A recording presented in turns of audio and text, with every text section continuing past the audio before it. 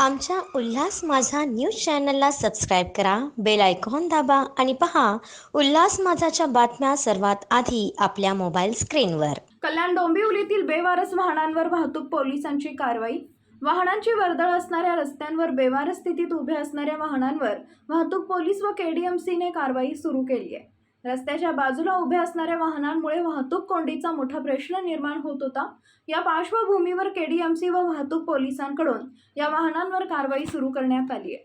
2 दिवसात वाहतूक पोलिसांनी तब्बल 350 वाहनांवर ही कारवाई करण्यात आली असून यापुढेही कारवाई सुरू राहणार आहे. वाहतूक कोंडीला अडथळा ठरणाऱ्या या बेवारस वाहनांवर वाहतूक पोलिसांनी नोटिसा लावल्या होत्या. त्यानंतर वाहन मालकांकडून प्रतिसाद न मिळाल्याने 48 तासांनी ही वाहने जप्त करत कारवाई करण्यात आली आहे. जप्त केलेली वाहने महापालिकेने सुचवलेल्या पार्किंगच्या जागेवर ठेवण्यात आली आहेत.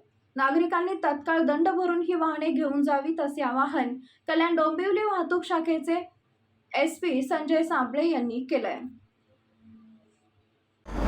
यामध्ये असे वाहतूक शाखा कल्याण डोंबिवली व कल्याण डोंबिवली महापालिकेचे अतिक्रमण विभागाचे अधिकारी व त्यांचे स्टाफ असं संयुक्त विद्यमाने कल्याण आणि डोंबिवली परिसरामध्ये बऱ्याच कालावधीपासून रस्त्याच्या कडेला बेवारसपणे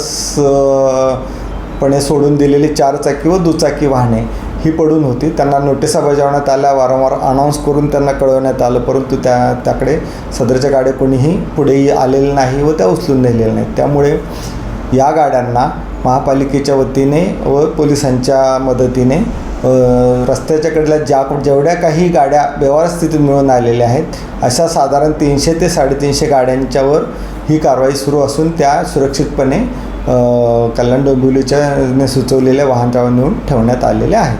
नागरिकांना आवाहन आहे की बेवारसपणे सोडलेल्या ज्या गाड्या असतील त्या त्यांनी तात्काळ उचलून न्याव्यात, अन्यथा त्यांच्यावर कारवाई करण्यात येईल. आमच्या उल्हास माझा न्यूज चॅनलला सबस्क्राईब करा, बेल आयकॉन दाबा आणि पहा उल्हास माझाच्या बातम्या सर्वात आधी आपल्या मोबाईल स्क्रीनवर.